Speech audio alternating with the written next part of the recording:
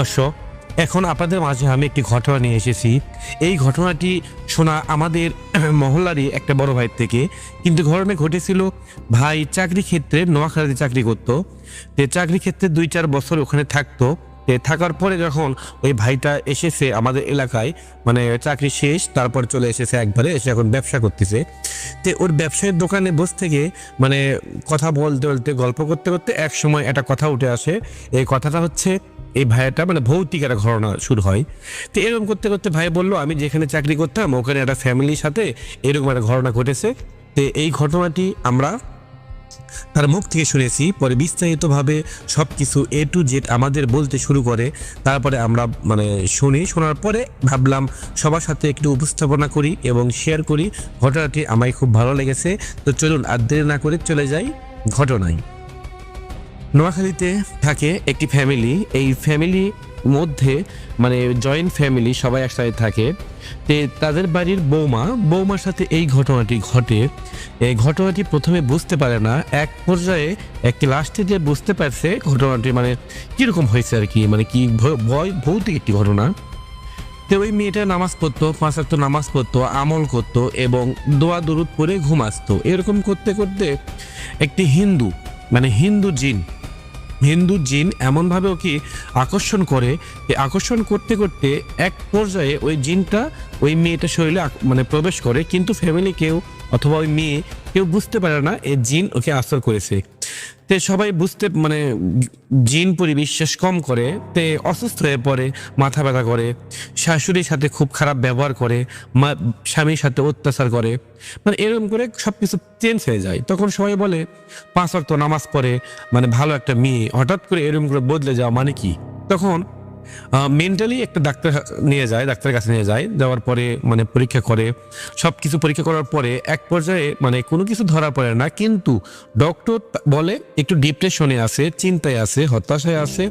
এই জন্যে স্বপ্নে ঘুমে মাথার ব্রেন ঠিক মতো কাজ করতেছে না, এই জন্য উল্টাপাল্টা করে, সবার সাথে খারাপ ব্যবহার করে, মেজাজ সবসময় গরম থাকে। তখন ডিপ্রেশনের জন্য কিছু ওষুধ দেয় এবং ঘুমের ওষুধ দেয়। ঠিক মতো ঘুম পারলে নাকি সব কিছু ঠিক হয়ে যাবে। খাই 2-3 দিন খাই, কিছু হয় না। 3 দিনে মাথার যে আরো ভয়াবহ অবস্থা, শাশুড়ি মারতে যায়, কোনো কাজ করে না, কাম করে না, ঠিক মতো নামাজ পড়ে না। নামাজ পড়তে গেলে মানে নামাজ যখন পড়তে থাকে, নামাজ পড়ে তখন কোনো সমস্যা হয় না, নামাজ পড়া শেষ হওয়া মাত্রই বাইরে আসলে অন্য একটা পর্যায়ে চলে গেলেই বিভিন্ন রকমের সমস্যা। মাথার ভেতর চিনচিন, হাতের ভেতর চিনচিন করে, বুকে লাগে, পেটে লাগে, মানে শরীরের বিভিন্ন জায়গায় সমস্যা সৃষ্টি তৈরি হয়। স্বামীকে মারধর করতে যায়, স্বামীকে এক ধরনের গলা টিপ মেরে ধরে থাকে।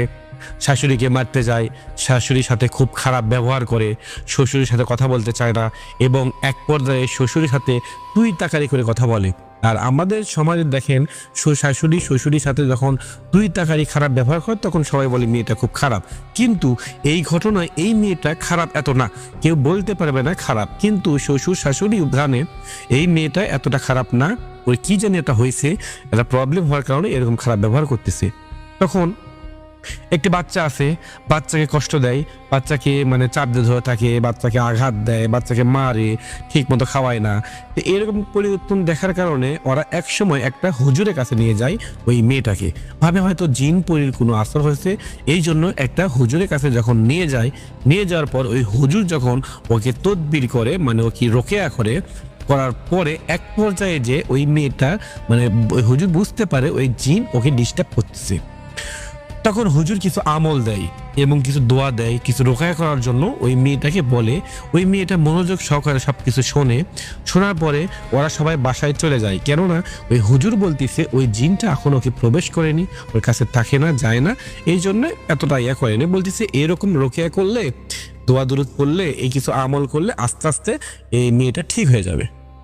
হ্যাঁ, তখন আসে শুরু করতে করতে হালকা সমস্যা হয়। তখন এক পর্যায়ে তার শ্বশুর ভাবে আমরা বাসাটা চেঞ্জ করব। তখন নতুন বাড়ি চলে যায়। নতুন বাড়ি চলে যাওয়ার পরে মেয়েটা কিন্তু ঠিক মতো নামাজ কালাম পরে, রোকেয়া করে, মানে নিজে রোকেয়া নিজেই করে, আর আমল সবকিছু হুজুরের স্টেপ বাই স্টেপ সব মুখস্থি করে।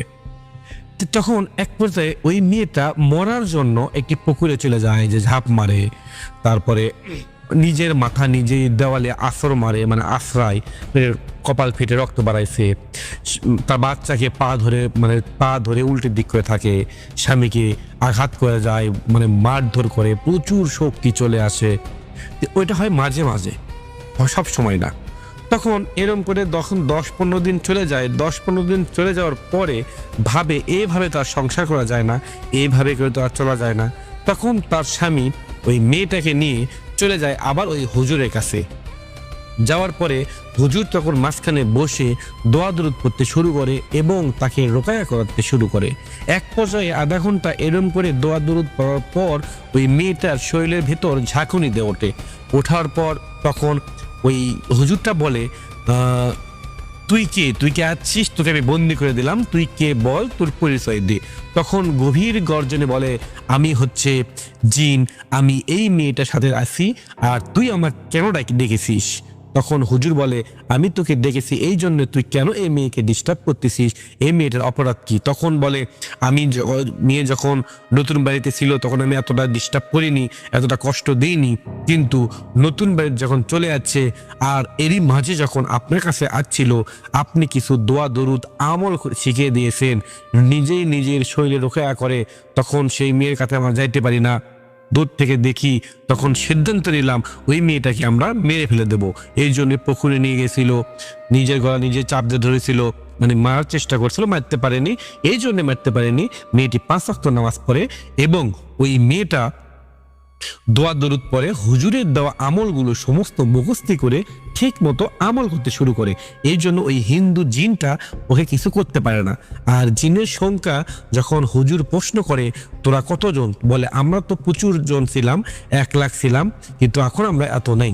দেখুন, নামাজ পড়ার কারণে, আল্লাহ ইবাদত করার কারণে জিনটা কিন্তু ওই মেয়েটাকে ক্ষতি করার চেষ্টা করছিল, কিন্তু পারেনি।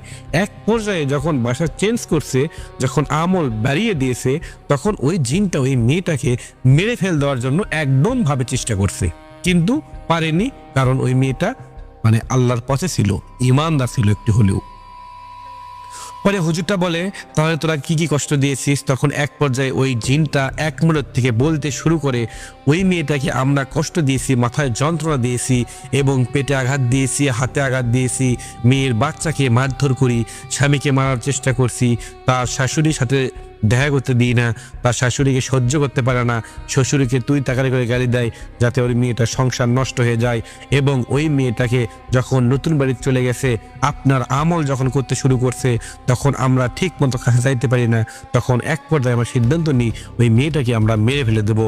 তখন পুকুর পাড়ে নিয়ে যাই, পানিতে যখন নামে ঝাঁপ মারে, তখন আমরা এক পর্যায়ে যখন ওই মেয়েটাকে মেরে ফেলে দেওয়ার চেষ্টা করি, তখন একজন এসে ওই মেয়েটাকে ধরে নিয়ে চলে যায়। আমরা তারপর তার ওই মেয়েটার কোনো ক্ষতি করতে পারিনি। ওখান থেকে নিয়ে আসার পর নিজের গলা নিজে চাপ দিয়ে ধরেছিলাম, হঠাৎ করে তার স্বামী চলে আসে এবং ওকে বাঁচিয়ে নেয়। এই রকম করতে করতে অনেকবার মারার চেষ্টা করছি, কিন্তু মারতে পারিনি।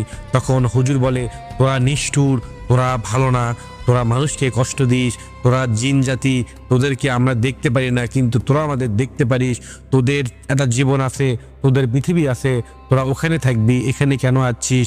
এরকম যখন বলে, তখন জিন বলে, তুমি আমায় কিছু করতে পারবে না, তোমাকেও আমি শেষ করে দেব, আর তুমি এখান থেকে আমাকে মুক্তি দাও। তখন হুজুর বলে, তুই আমাকে শেষ করবি, আমাকে শেষ করার আগে তোর এখান থেকে ছুটে যেতে হবে, তুই তো সেটা পারবি না। তখন বলে, দাঁড়া, তোকে আমি জাহান্নামের আযাব দিব। তখন হুজুর যখন পবিত্র কোরআনের আয়াত পরে ফু দেয় আর গলায় চাপ দিয়ে ধরে দূর থেকে, তখন ওই জিনটা চিৎকার করতে শুরু করে এবং বলে, আমি আর সহ্য করতে পারতেছি না, তুমি আমায় আর চাপ দিও না, আমি মরে যাচ্ছি, আমার দম ফেটে যাচ্ছে, আমি আর কিছুই করব না, কথা দিলাম আমি চলে যাব। তখন হুজুর বলে, তোরা হচ্ছে নিষ্ঠুর, তোরা মিথ্যা কথা বলিস, সত্যি কথা তোরা কখনো বলিস না। তখন ওই জিনটা বলে, আমি এখান থেকে চলে যেতে গেলে সর্বপ্রথম আগে হুজুর আপনাকে আমি শেষ করে দেব।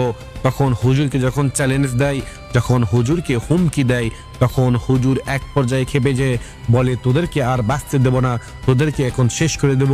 তখন হুজুর দোয়া দরুদ করতে শুরু করে এবং যখন মেয়ের শরীরে ফু দেয়, তখন মেয়ের যন্ত্রণায় ছটফট করে এবং চিৎকার করতে করতে পড়ে যায়। আর হুজুরকে বলে, হুজুর আমাকে ছেড়ে দাও, আমরা সহ্য করতে পারতেছি না, বিশ্বাস করো আমরা কিছু করতে পারবো না, তুমি অনেক শক্তিশালী, আমরা হার মেনে নিচ্ছি। তখন হুজুর বলে এইভাবে তোদেরকে হবে না, তোরা মিথ্যুক, তোরা চলে যাওয়ার নাম করে আবার আসবি, তোরা আমাকে হুমকি দিয়েছিস। তখন হুজুর দোয়া দরদ পড়তেই থাকে। এরকম করে পড়তে পড়তে ঠিক 1 ঘন্টা পর ওই মেয়েটা নিস্তব্ধ হয়ে বাড়িতে পড়ে যায়। পড়ে যাওয়ার পর ওখান থেকে যখন তোলার পর মেয়ের জ্ঞান ফেরে একটু পর, এবং মেয়েটাকে প্রশ্ন করে তোমার এখন কেমন লাগতেছে। তখন মেয়ে বলে আমার সাথে কি হয়েছে কি হয়নি আমি কিছুই জানি না, কিন্তু আমার শরীরটা প্রচুর ভারী ছিল, এখন একটু ফ্রি, কিন্তু মনের ভিতর অস্থির অস্থির লাগতেছে। তখন হুজুর বলে চোখ বন্ধ করো এবং তুমি দেখবা একটা লাশ দেখতে পাবা, লাশ দেখতে পারলে তুমি আলহামদুলিল্লাহ বলবা। তখন হুজুর দোয়া দরুদ পড়ে মেয়ের শরীরে ফু দেয়। ফু দেওয়ার সাথে সাথে মেয়ে বলে হ্যাঁ আমি বিশাল বড় লাশ দেখতে পাচ্ছি, গলা নেই, মাজা নেই, হাত পাও কাটা।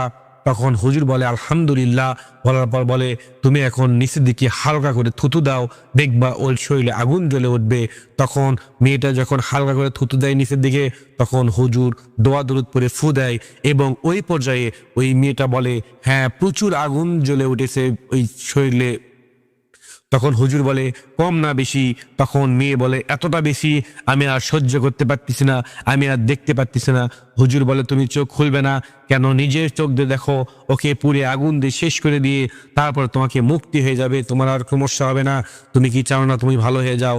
তখন মেয়ে বলে আমার হাজারো কষ্ট হোক, যেটাই হোক না কেন, আপনি যেটা বলবেন আমি সেটাই করব। তখন এক পর্যায়ে ঠিক 10 মিনিট পর মেয়ে বলে আগুন জ্বলা শেষ হয়ে গেছে, আর আগুন জ্বলতেছে না, এখন শুধু কঙ্কাল হাড় হাড্ডি দেখা যাচ্ছে, ছিন্ন ভিন্ন হয়ে আছে। তখন হুজুর বলে আমার কিছু হুজুর আসবে, তুমি তাকে দেখলে সালাম দেওয়া। এবং হুজুরকে আসার যখন হুকুম দেয় হুজুর, তখন ওই হুজুরগুলো চলে আসে, মেয়েটা সালাম দেয়, সালাম দেওয়ার সাথে সাথে বলো ওই হুজুরগুলো কেমন আছে। তখন ওই মেয়ে প্রশ্ন করে হুজুর আপনারা কেমন আছেন। তখন শুধু মেয়েই অনুভূতি করতে পারে। হুজুর বলে প্রশ্নের উত্তর দেয় হ্যাঁ আমরা ভালো আছি। তখন হুজুরকে হুকুম দেয় আমাদের ওই হুজুর, বলে হুজুর ওই জিনটাকে নিয়ে পৃথিবীর শেষ সীমানায় চলে যান, ওই যান আকার আকৃতি যেন ওই মেয়েটার চোখে কখনো না বসে। তখন হুজুর মেয়েকে প্রশ্ন করা হয় দেখো তো ওই জিনটাকে কেমন করে নিয়ে যাচ্ছে হুজুরেরা। তখন মেয়ে চোখ বন্ধ করে বলে ওই হুজুরেরা বস্তায় করে নিয়ে মাটি দিয়ে শিশ্রে নিয়ে যাচ্ছে। তখন হুজুর বলে যখন চলে যাওয়া শেষ হয়ে যাবে তখন আমাকে বলবে। ঠিক 1 মিনিট পর মেয়ে বলে আর কাকু দেখতে পাচ্ছি না। তখন বলে চোখ খোলো। চোখ খোলার পর বলে তোমার বাবা মা ভাই বোন সবাইকে চিনতে পারতেছো নাকি। তখন ওই মেয়েটা বলে হ্যাঁ আমি সবাইকে চিনতে পারতেছি। তখন এরকম হওয়ার পর হুজুর বলে আজকের পর থেকে ইনশাআল্লাহ আল্লাহর ওপর ভরসা রাখো, তোমার আর কোনো সমস্যা হবে না। আমি যেসব আমল দিয়েছি ঠিক মতো আমল করবা, 5 ওয়াক্ত নামাজ পড়বা, মানুষের সাথে ভালো ব্যবহার করবা। তখন ওই মেয়েরা ছাপ চলে আসে বাসায়। আসার পর 1 দিন 10 দিন 15 দিন 20 দিন পর পর্যন্ত ওই মেয়েরা কিছু হয় না। ওই 20 দিন পর মেয়েটা এমনভাবে স্বাভাবিক হয়ে যায়, ঠিক আগের মতো হয়ে যায়। তখন শ্বশুর শাশুড়ি স্বামী তার সন্তান সবাই বুঝতে পারে তার বৌমা এবং তার বউ ভালো হয়ে গেছে, ভালো হওয়ার পথে, সবার জীবনে পানি আসে। সবাই তখন একটু সান্ত্বনা নিয়ে বলে আলহামদুলিল্লাহ, আল্লাহর কাছে লাখো লাখো শুকরিয়া আদায়, এটা বিপদ থেকে আমরা উদ্ধার পেয়েছি। এবং এই ঘটনাটি ঘটেছিল আর আমার ওই ভাইটা দেখেছিল, শুনেছিল, এই জন্য আমাদের সাথে শেয়ার করছে গল্পের ঘটনা বলতে বলতে। এই ঘটনা যদি আপনারা কষ্ট পেয়ে থাকেন, যদি বুঝতে না পারেন আমাদেরকে বলবেন, এবং আপনাদের বোঝানোর চেষ্টা করেছি। যদি ভুল গতি হয় তাহলে আমাদের প্লিজ দয়া করে ক্ষমা করে দিবেন। ভালো থাকবেন, সুস্থ থাকবেন। আসসালামু আলাইকুম।